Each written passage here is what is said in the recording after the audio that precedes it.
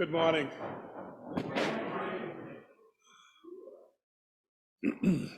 Welcome to First Parish in Framingham. Welcome if this is your first time joining us, and welcome back if this is the community you have claimed for your own. First Parish in Framingham is a welcoming congregation. We celebrate and welcome people of all ages, races, gender identities, sexual orientations, abilities, social economic statuses, or beliefs. We welcome you here in the meeting house, or on Zoom, or wherever and whenever you may be watching this service in the future.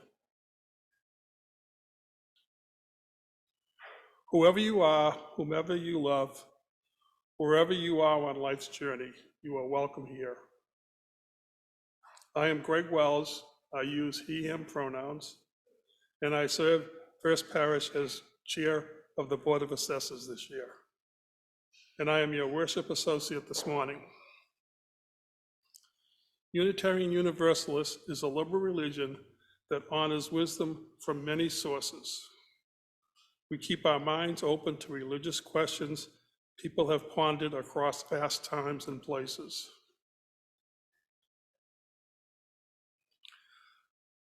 Please be sure to read the announcements in the order of service. Immediately following worship, you are invited to join us for coffee in Scott Hall, just across the courtyard. Please take a moment to turn your phones and other devices to their quietest setting. While beeps and buzzes can be distracting, we welcome your human noises, cooing, babbling, and laughter, and all. We especially love the sound of your singing, so please join in. Since 1701, people have gathered at this community to rest or recharge, to be challenged or affirmed. Those people are like you.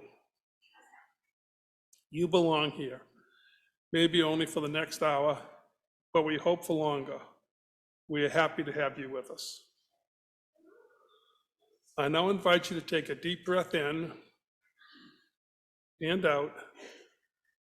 Continue to take a few more deep breaths and to begin to release whenever you need to let go of, to be more fully present to yourself, one another, and the sacred in this time and place. The flame within the chalice is the primary symbol of our Unitarian Universalist faith tradition. To symbolize the light of reason, the warmth of community, and the flame of hope. It is our tradition to begin our worship by kindling this flame in our chalice. I share with you these words from Donald Justice, from a poem entitled Home to be read at 3 a.m. Excepting the diner on the outskirts, the town of Ladora at 3 a.m. was dark, but for my headlights and up on one second-story room, a single light where someone was sick or perhaps resting as I drove past at 70, not thinking. This poem is whoever has had the light on.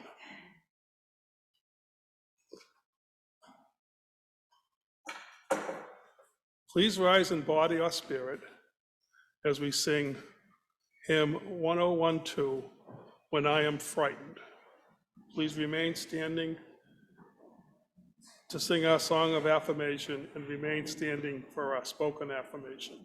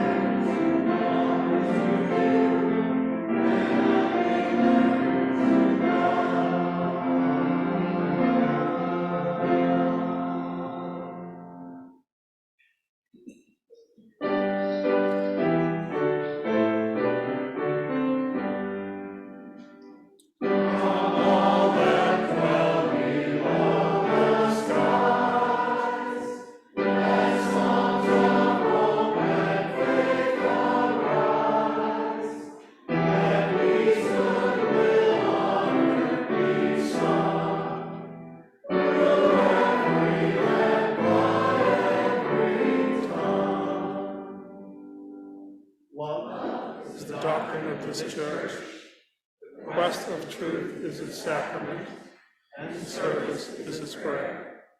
To dwell together in peace, to seek knowledge and freedom, to serve all life with compassion, to the end that all souls shall grow into harmony with the divine.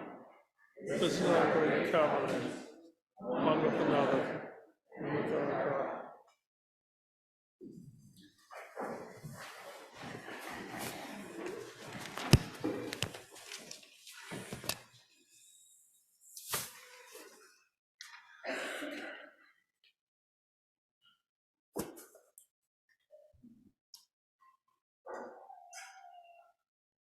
Good morning.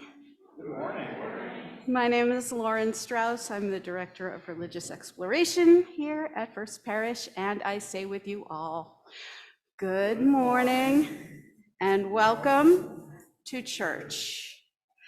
Now, some of you in the front rows mostly received a piece of paper with some instructions on them. No, now this was not really a test of how well Unitarian Universalists follow instructions. I really hope that you followed them. It says, please make a paper airplane from me. That's a note from the piece of paper. Oh, I see paper airplanes. Excellent. All right.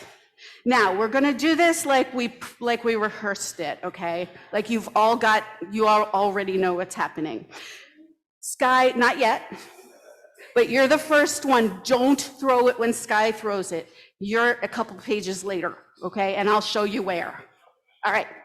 So I found this gorgeous book, and I'm going to show you the pictures, even though you won't be able to see the details, because the use of color in this book is amazing and fantastic. And I'm falling apart. And you'll be able to see what happens with the color. Okay, so this story is called The Visitor, and it's by Auntie Adam.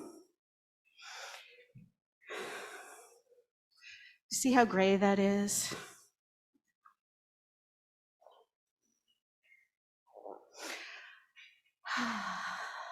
Elise was scared of everything.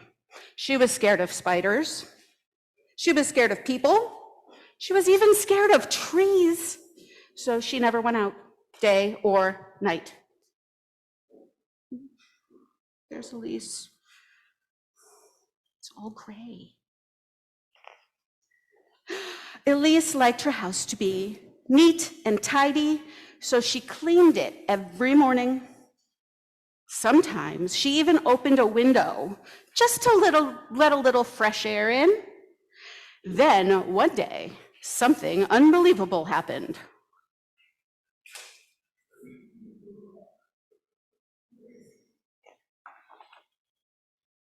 Look at the picture.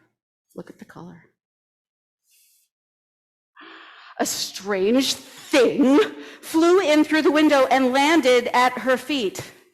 Elise looked at it.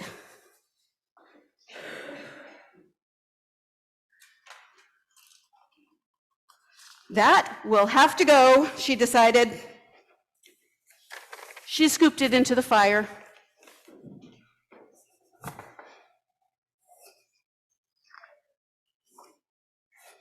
She was too scared to sleep. Everybody throw paper airplanes now. Big bad dreams of paper airplanes. Thank you. That really is almost a nightmare. Here's her nightmare of all the paper airplanes. The next morning, she heard knocking. No one ever knocked at her door. Why would they? So she certainly wouldn't answer it. But the knocking didn't stop. You see the sun shining through the windows. Sorry, I forgot the balcony. In the end, she opened the door. She stared. "I'm here for my plane," said the boy. And can I visit your bathroom? It's urgent, he added. What shall I do? Wondered Elise.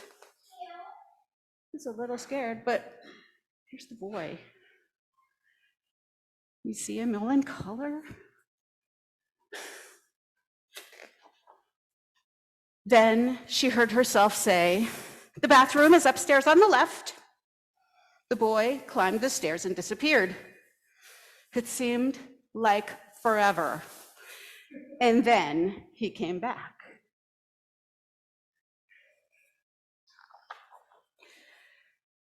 "Who's that?" he asked. Elise looked at the picture. He waited patiently. "That's me. When I was young," she said with a little smile. "I was invited to a dance, and I wore the prettiest dress." "Cool," said the boy, and he looked around some more.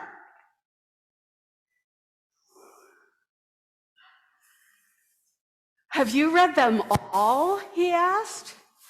"I have," said Elise, "every one." "Will you read one to me?" It was a long time since Elise had read to anyone. The boy wanted to hear every story in the book.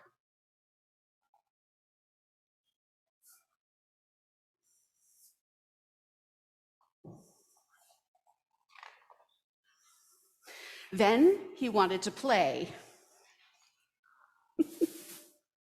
He's under the chair. She's crawling around on the floor. When he got hungry, Elise buttered him a slice of bread. "I think you should probably go home now," she said. That sounded a bit sad. "What's your name?" asked the boy. "I'm Elise," said Elise. "And you?" "Emile." "Bye, Elise. It's fun at your house." He waved goodbye. "Bye for now, Emile," she said. Love the color in this picture. So colorful. When it grew dark that night, Elise knew exactly what she wanted to do.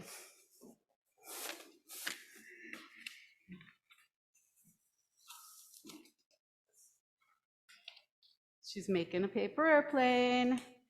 Give it some thought. What's she gonna do with it? And while you're all thinking of that, the children and I will go to RE.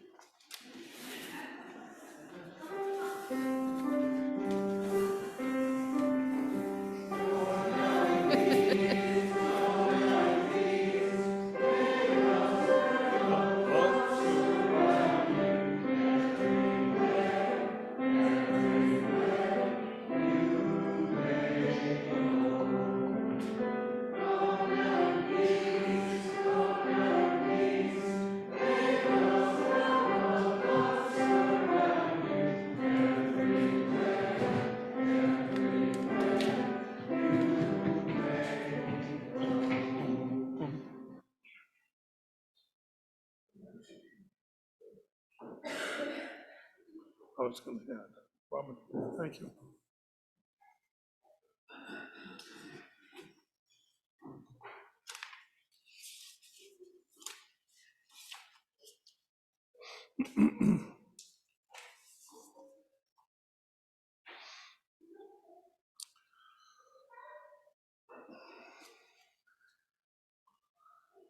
Vivek Murthy dreamed of a world where social connections are fostered. And that is what we do with our ritual of sharing joys and concerns. Murthy writes, "It is a world where we respect and value one another, where we look out for one another, and where we create opportunities to uplift one another. A world where our highs are higher because we celebrate them together, where our lows are more manageable because we respond to them together, and where our recovery is faster because we grieve and rebuild together. Thus we set aside this time in our gathering to share with one another the joys and concerns which are now shaping our lives. Just a reminder that you can submit your joys and sorrows either online or by writing them in this book that is normally in the back of the sanctuary. We sing the hymn, Comfort Me, so that our joys and sorrows can be held in song, and also that you might have a song in your heart when you are joyful or sorrowful. I begin with the sorrows of our gathered community. This is from Vanessa P. Please pray that her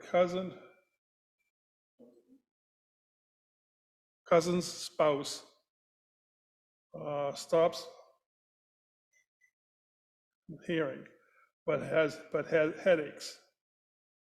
A consequence of having had a concussion from a car accident. If it is hard on her and her family.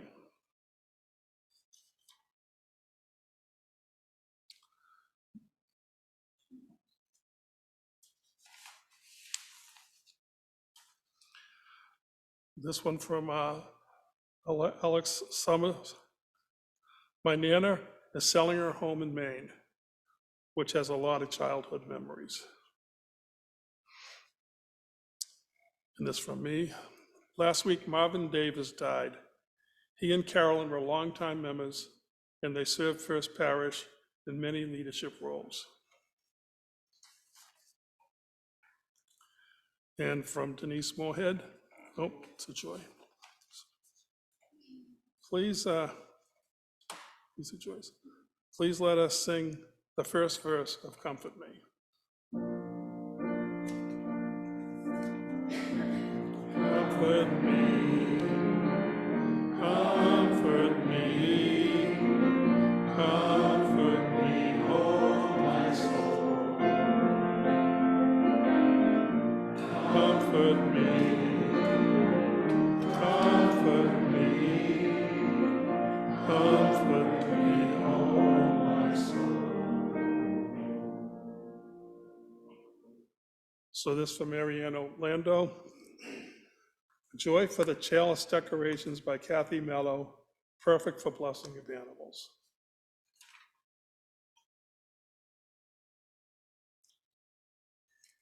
And this one, prayers for a safe return to my friend Michael from the Middle East.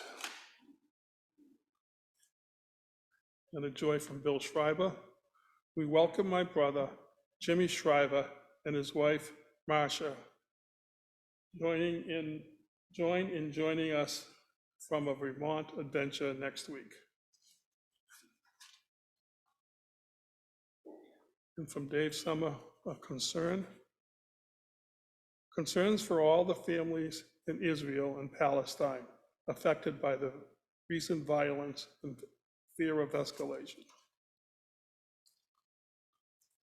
Now we'll sing with me. No?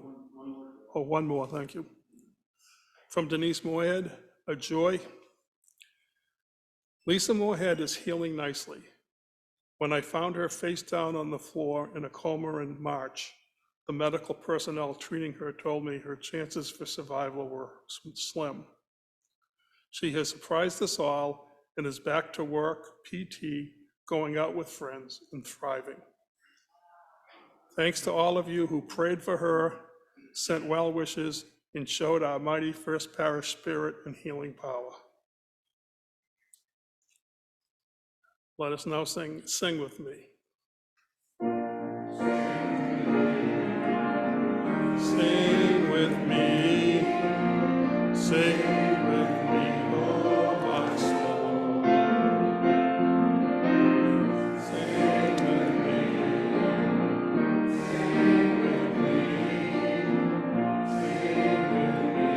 oh my soul.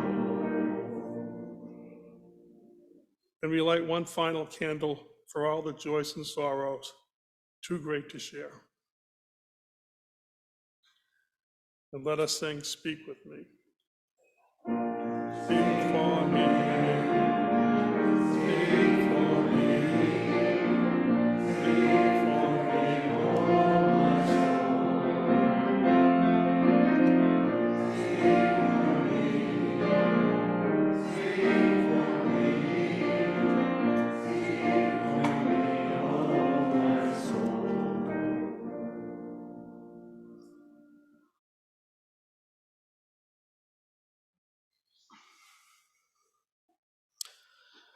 Let us take this moment as an invitation to return to our breath in and our breath out, noticing whatever is supporting us, whether a chair or a bed or a wall or the strength of this community. O mysterious presence, ground of our being, known by many names or no name at all, who calls us each beloved. We give thanks for the things that we have in our life, for the beauty of this community and the beauty of autumn, for the leaves as they turn and the chill of cool wind. We give thanks. We know too that there are those in our community who struggle, who live with mental illness or addiction. There are those who mourn. There are those in need of healing, those who are lonely. May we each be reminded that we have the power to heal as well. It is as simple as reaching out, saying, "How are you doing?" And when the response is, "I'm fine," asking again, "No, really, how are you doing? How can I help?" Though our world is beautiful, it is also broken. We acknowledge that we acknowledge those who have lived on this land before us, who live here now, the Massachusetts people, the Agawam people, the Nipmuc people, and the Pawtucket people. May we find ways to hear about their stories and to find ways of reconciliation. We pray too for peace in the Middle East and all of the war-torn parts of our world.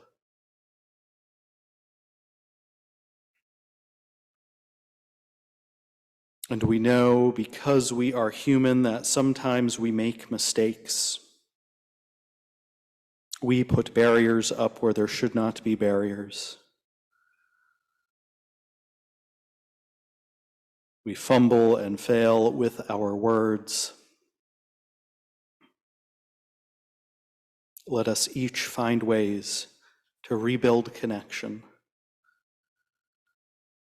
We are loved and lovable not in spite of these flaws, but because of them. And there is always time to rebuild, always time to become a little bit more whole. I say these words and do all things for love's sake. And now let us sit in the quiet of this old house, made anew by this constellation of people today. Let us sit in the quiet so that we might rest or recharge, so that we might listen, so that we might do absolutely nothing for 1 minute. This is your time to do that.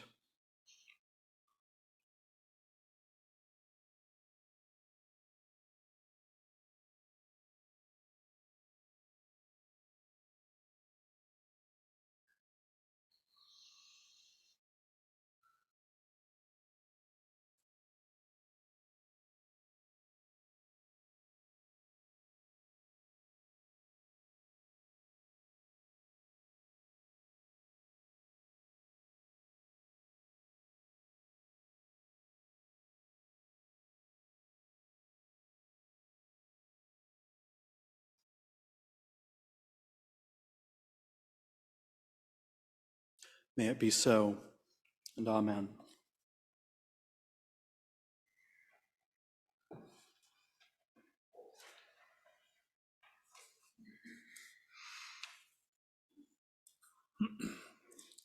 Ellen Johnson Fay writes, The offering is a sacrament of the Free Church.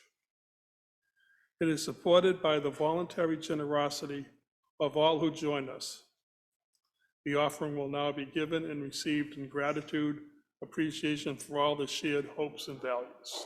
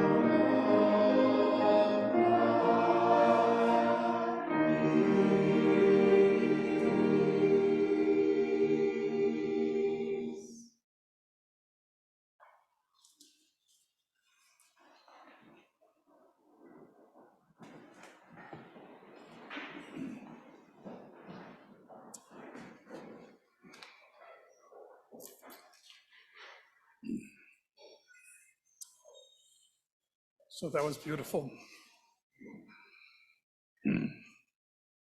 Today's reading, Solitude, by Ella Wheeler Wilcox. Laugh and the world laughs with you. Weep and you weep alone. For the sad old earth must borrow its mirth, but the troubles has troubles enough of its own. Sing and the hills will answer. Sigh in the air, it's lost in the air.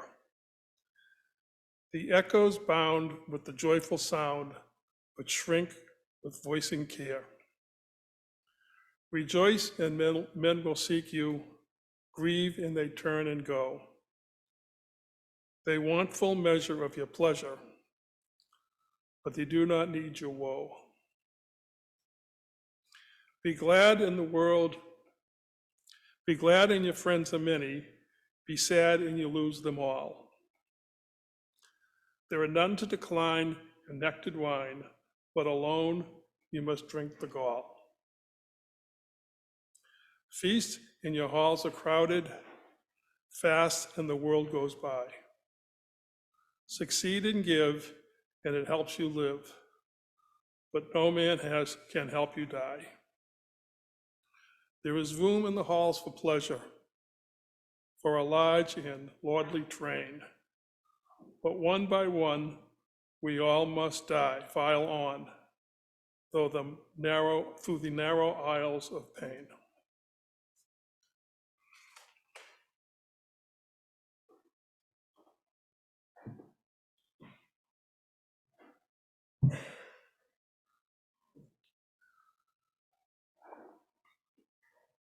Now, I am not sure when that poem was written. The poet lived and died in, I think, 1917.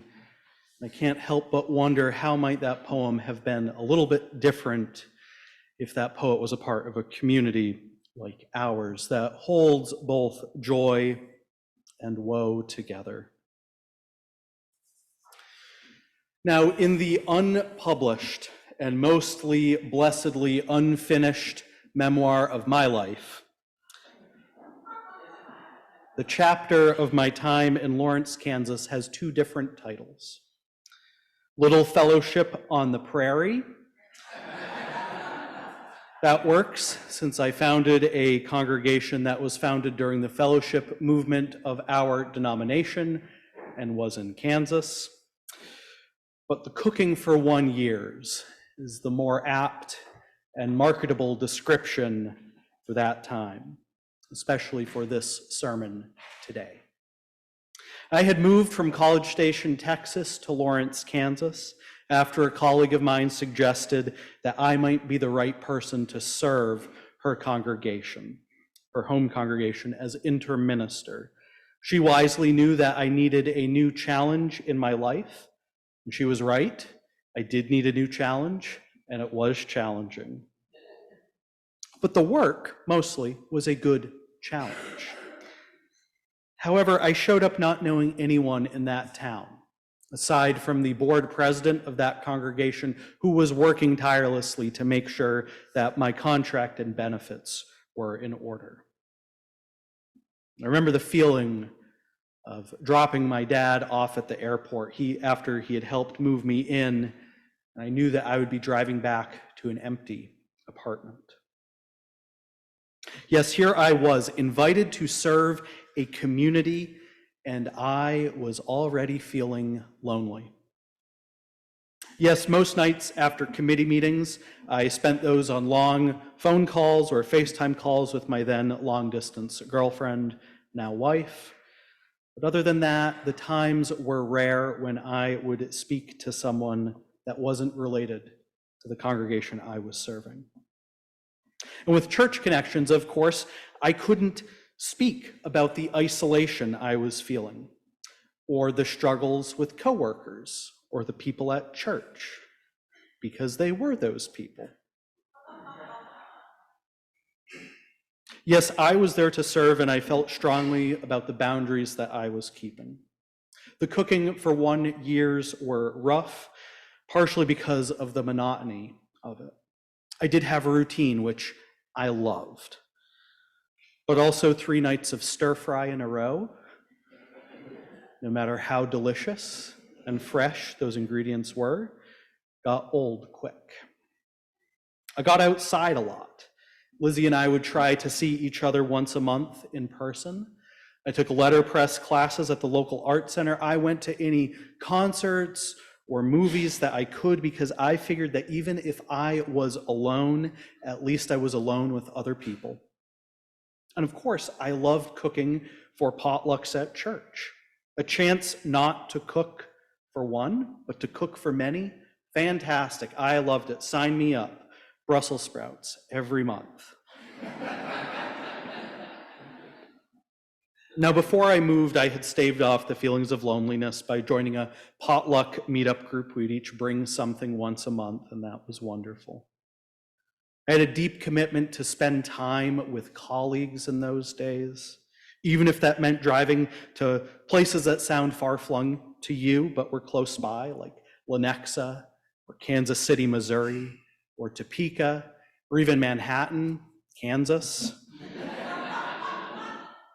Or once driving up just for lunch to Lincoln, Nebraska. Ministerial retreats in Iowa were a godsend. Haircuts were enjoyable. Again, time where I wasn't alone, time where I was having a conversation with somebody about how the local sports team was doing. I wrote so many sermons in the library that year and in the laundromat as well. Again, I thought that if at least I was with other people, even if it wasn't talking to them, that something would click.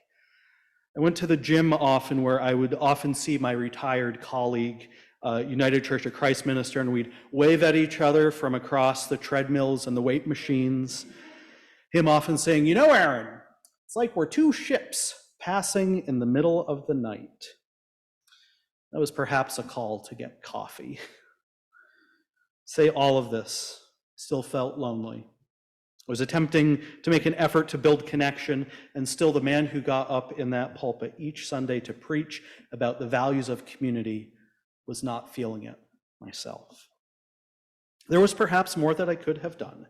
Yes, some of it was the geographic isolation of that place. Some of it was personal circumstance. I'm normally pretty introverted, in case you haven't noticed. It can be awkward, in case you haven't noticed. I'm working on it. And I had moved away from a city where I had a roommate, where I was working to finally start making connections with people. But I think it was also something in the atmosphere of our society. To be sure, it doesn't feel as bad here in Massachusetts, but that feeling still lingers. I share all of this to say that it is something I noticed in myself, and perhaps you have noticed it in your own lives as well. I am searching for answers and ways to solve it in my life, so perhaps let's explore it all together. Maybe it is the water that we are swimming in. The beauty of this is that everyone who seeks to cultivate healthy connection with one another, with another human being, is working to heal. It does not require a special counseling degree to help. It just requires an open heart and an open ear or eyes. And also, it is really challenging when you get to the place that you realize that your loneliness is taking a toll. I didn't know in the midst of it how bad it was. It feels strange announcing it to you all that I felt lonely serving that community. And it felt really weird to try and seek connection, to call up friends to say, hey, I just would like to spend time. I thought it was a necessary solitude. I thought that it was fine living in my bachelor pad. I didn't know that it could be harmful. And I don't think I knew how prevalent it is.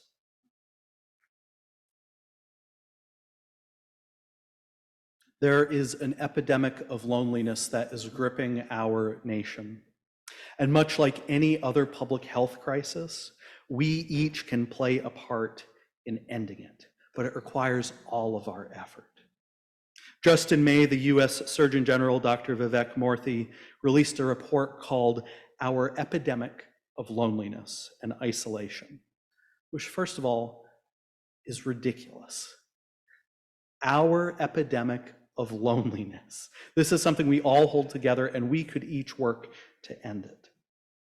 In it, he writes about the pressing epidemic that is impacting our nation. He writes that 1 in 2 people are currently feeling lonely or isolated. Probably at least half of you here are feeling that way. Of course, it'd be tough to estimate because religious community certainly helps ease loneliness. But even in communities such as ours, there are people who are not in the circle. In the introduction to this report, Dr. Murthy writes, the physical health consequences of poor or insufficient connection include a 29% increase of heart disease, a 32% increase of stroke, and a 50% increased risk of developing dementia for older adults. Additionally, lacking social connection increases the risk of premature death by more than 60%. Communities where residents are more connected with one another fare better on several measures of population health, community safety, community resilience.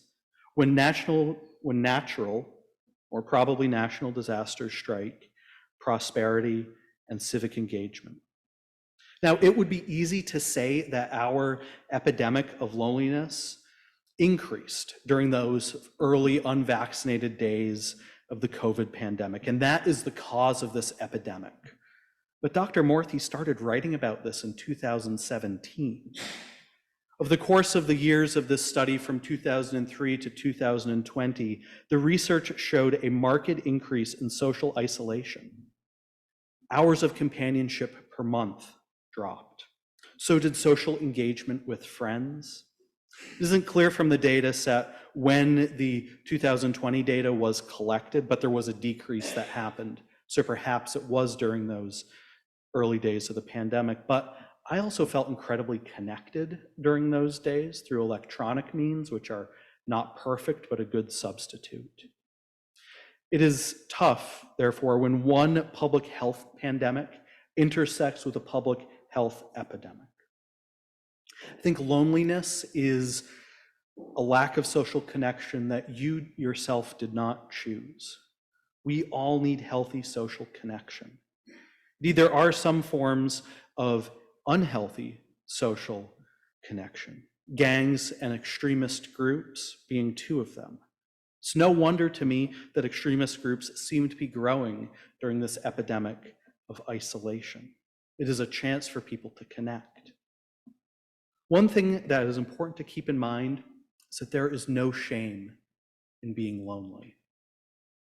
Murthy indeed explains that there are 3 kinds of loneliness, and that one can feel lonely in certain dimensions on different axes and very connected in others. One can feel intimate loneliness, relational loneliness, and collective loneliness. Intimate loneliness, Marcia France defines as something that occurs when we don't have a deep relationship with someone with whom we can turn to in times of need. This does not have to be a spouse. It could be a best friend or a good friend. Relational loneliness is more intertwined with the perceived real or actual absence of a broader friendship network. Beyond your intimate friends and even your inner circle lies the wider community of people with whom you might share weak tie connections. That is the fringe friends, they write, with whom you might enjoy some common interest or purpose, as well as acquaintances like your neighbor. Collective loneliness happens when you're feeling disconnected from a larger group. Which is to say, if you're in a committed relationship or have a best friend, you can still feel relationally lonely or collectively lonely. And that isn't the fault of those other relationships. It is just data for you. So what are we going to do about it? Well, we are choosing to focus on this as a focus area for this year here at First Parish. We have a key role to play in it. In Dr. Morthy's report, there are 6 different pillars that he believes will advance social connection. And you can do a quick search on Google or your other favorite search engine to find this report. But the one that is most pertinent to us here or any other community that you might belong to is cultivating a connection, a culture of connection. That's 3 C's, cultivating a culture of connection. And while we each have different ways to influence the other 6 pillars from our lives, the different ways to influence the other 6 pillars from various identities that we hold, the one that we at First Parish can do something about and influence is that last one, cultivating a culture of connection. And I think that while there is a sociological and public health reason as to why we need to work to end this epidemic of loneliness, there is also a theological reason as to why we need to work to end it. It is about that interdependent web of all existence that we talk about. When the web cannot be connected, it cannot be as strong. Korean Christian theology talks about this as Han, which means love blockages. Or in Jewish thought, when the universe was made, the divine sparks went out into the universe. They were scattered. And some burn brightly alone, and that is beautiful. But others need connection to burn as bright. That is our work. Now, earlier in May, last May, I think it was, I heard from Greg Morrissey, my colleague across the street, about the Epidemic of Loneliness work, right before I had read it. And my mind and my heart just caught on fire. Perhaps because I knew that it was work that I needed to heal from as well. It was an epidemic that was affecting my life. And I had a feeling that it was impacting your lives, each one of your lives as well. In one of the many podcasts that I listened to as research for this sermon, someone said that actually much research is autobiographical. We're working to find answers to problems that we ourselves are facing. So I mentioned this idea to our staff in June before our twice-a-month staff meetings adjourned. And the staff brainstormed a few different events that might work to build that culture of connection. I invited our staff to consider as a focus for the year, working to end the epidemic of loneliness here in MetroWest. I shared that idea with a number of you. And everybody's eyes that I told it to, their eyes lit up. So we put on the calendar potlucks, some pre-church breakfasts, and open mic nights. We also put birthday celebrations on the calendar as well. Because of one of the things that struck me about Dr. Morthy's research was that there's a special thing that anticipation of an event does to help ease loneliness. If you know something is on the calendar, all of a sudden you have something to look forward to. And also potlucks are a great way for you not to cook just for one. You see, I know that we have a lot of different circles happening here at First Parish. Choir, bell choir, book clubs, various other groups, dinner discussions, coffee and muffins. And while those do help those that are involved with them, they can be tough to find on our schedule. Even if we say it is open to anyone, it can be intimidating for someone who is new to enter one of those groups. So this is my pulpit announcement for all of you.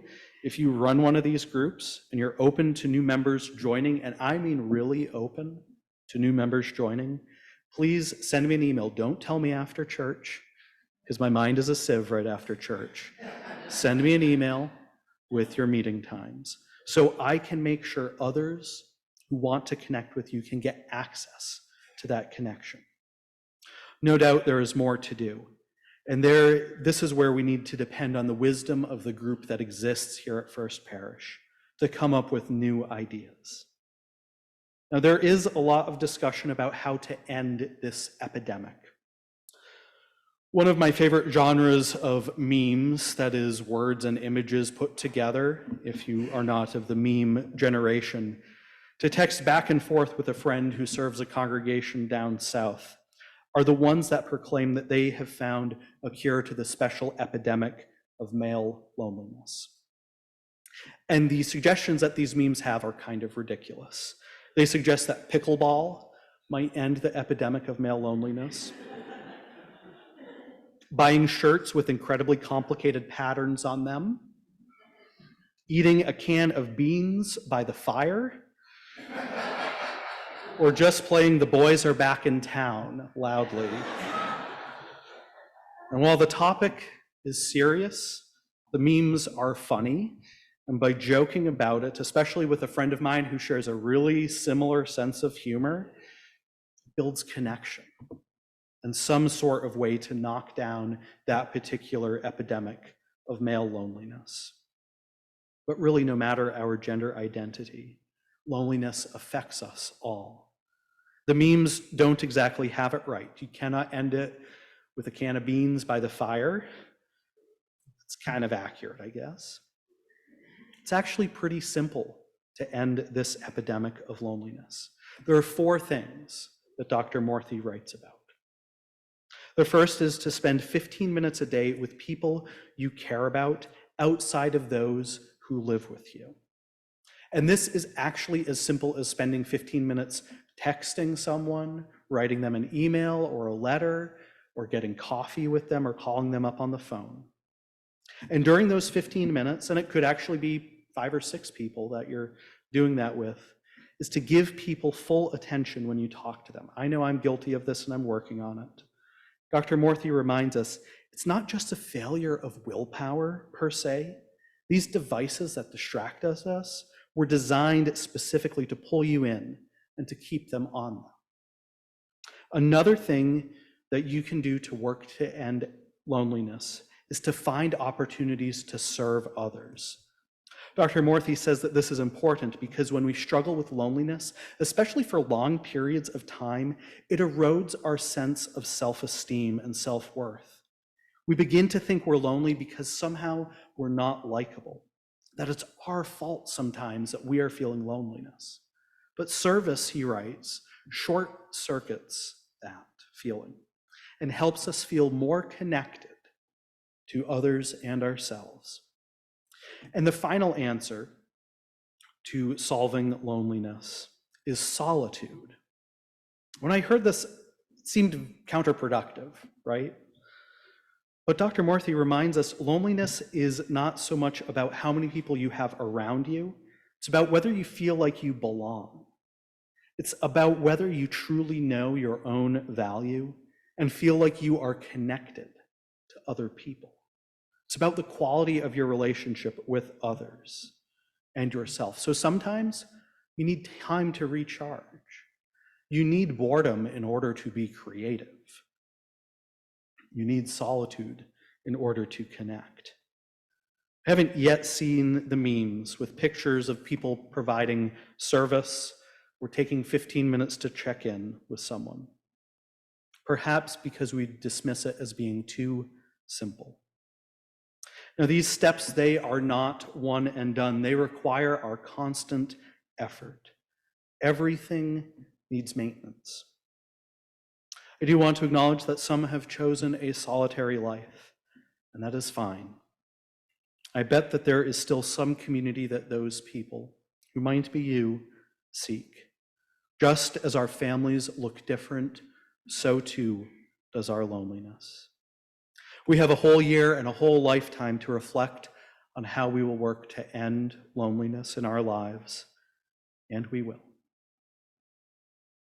So let us now rise in body or spirit to sing our closing hymn, which is number 34 in the gray hymnal.